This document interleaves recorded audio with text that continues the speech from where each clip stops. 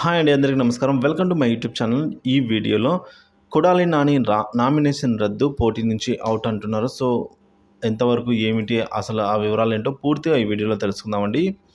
మీరైతే వీడియోని ఎక్కడే కానీ స్కిప్ చేయకుండా ఎండ్ వరకు చూడడం ద్వారా ఆ ఇన్ఫర్మేషన్ పూర్తిగా అర్థమవుతుంది. అలాగే వీడియో నచ్చినట్లయితే తప్పనిసరిగా ఒక లైక్ చేయండి. ఇంకా సబ్స్క్రైబ్ చేసుకున్నట్లయితే మన ఛానల్ సబ్స్క్రైబ్ చేసుకోవడం ద్వారా నేను చేసే ప్రతి ఒక్క వీడియో మీ వరకు రీచ్ అవుతుంది.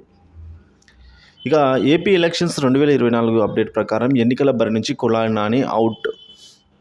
గుడివాడ అసెంబ్లీ వైఎస్సీపీ అభ్యర్థి కొడాలి నాని ఇవే తనకు చివరి ఎన్నికలంటూ ఇటీవల ప్రకటించారు. అయితే కొడాలి నాని గత ఎన్నికలే అంటే 2019 ఎన్నికలే చిట్ట చివరి ఎన్నికలు అవుతాయని టీడీపీ నేతలు శుక్రవారం స్పష్టం చేశారు. సో ఈ ఎన్నికల వేళ కొడాలి నాని నామినేషన్ పత్రాలు సమర్పించారు. అందులో ఆయన తప్పుడు సమాచారం పొందుపరిచారైతే టీడీపీ నేతలు ఆరోపిస్తూ ఉన్నారు. సో గుడివాడ అసెంబ్లీ వైసీపీ అభ్యర్థి కొడాలి నాని అయితే ఈ అంశంపై రిటర్నింగ్ అధికారికి అయితే టీడీపీ నేతలు ఫిర్యాదు చేశారండి. కొడాలి నాని మున్సిపల్ కార్యాలయాన్ని క్యాంపు కార్యాలయంగా వినియోగించుకుంటానైతే ఆ లేఖలో పేర్కొన్నారు. భవనాన్ని అద్దెకిచ్చినట్లు అధికారులు పేర్కొన్నారు. పత్రాలను కూడా ఫిర్యాదులో జత చేర్చారు. నామినేషన్ పత్రాల్లో తప్పుడు సమాచారం ఇచ్చిన కొడాలి నాని నామినేషన్ నుంచి తిరస్కరించాలి. రిటర్నింగ్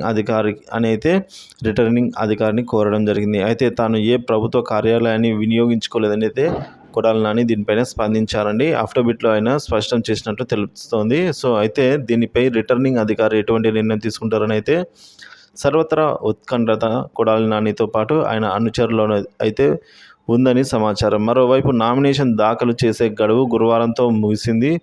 ఒకవేళ రిటర్నింగ్ అధికారి కొడాలి నాని అఫిడవిట్లో పేర్కొన్న అంశాలు తప్పు అని నిర్ధారిస్తే ఎన్నికల బరి నుంచి కొడాలి నాని తప్పదు అనే ఓ చర్చ సైతం నియోజకవర్గంలో సాగుతోందండి.